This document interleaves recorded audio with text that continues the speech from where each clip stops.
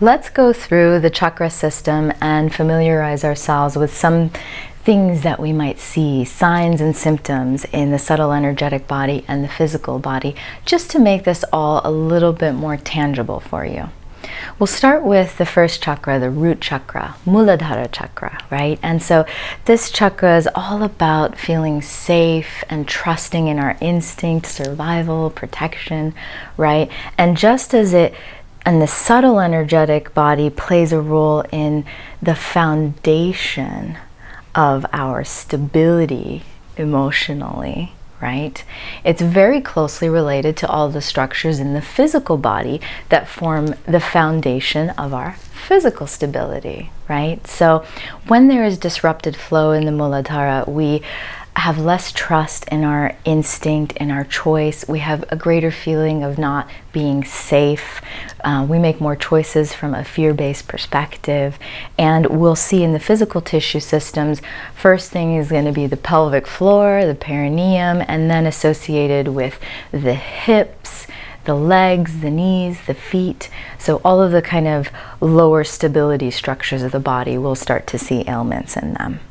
Moving on up, we've got the Svadhisthana chakra, the sex chakra as it's often called, because it's very closely related to our sexuality, which in essence is creativity and a sort of juicy suppleness that we have in life. In the subtle energetic body, this is going to relate to us feeling like we're supple and we're joyous and orgasmic and feeling really good and feeling able to create and move in this sort of watery way where, like water, things don't faze us very much. In Ayurveda, we call this a state of high ojas, right? So when there is disturbance in the Svadhisthana chakra, we're going to see that there is less of that feeling of juicy suppleness in how we approach life. We've got less of this watery buffer between us and stressful events.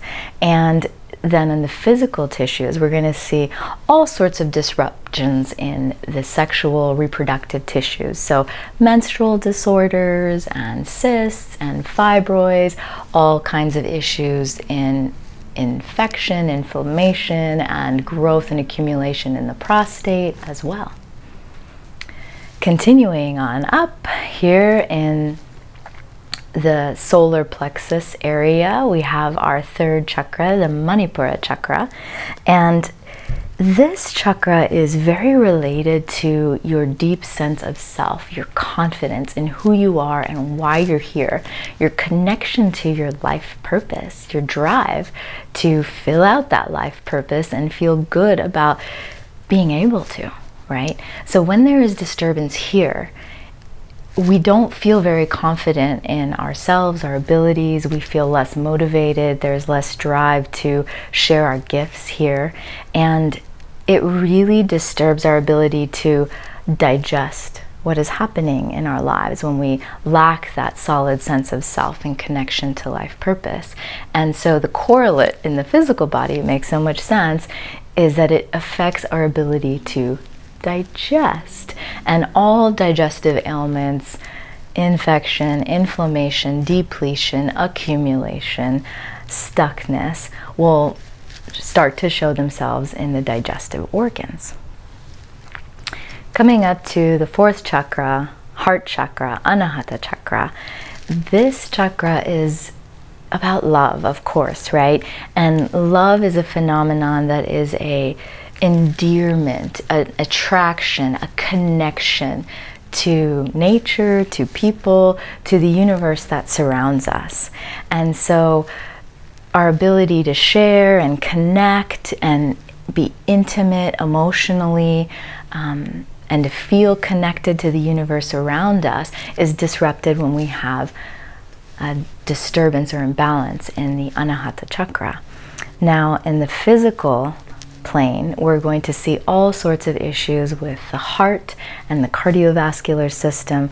Additionally, we'll see things with the lungs because even they play a role in accumulating grief and sadness when we're feeling isolated and not connected.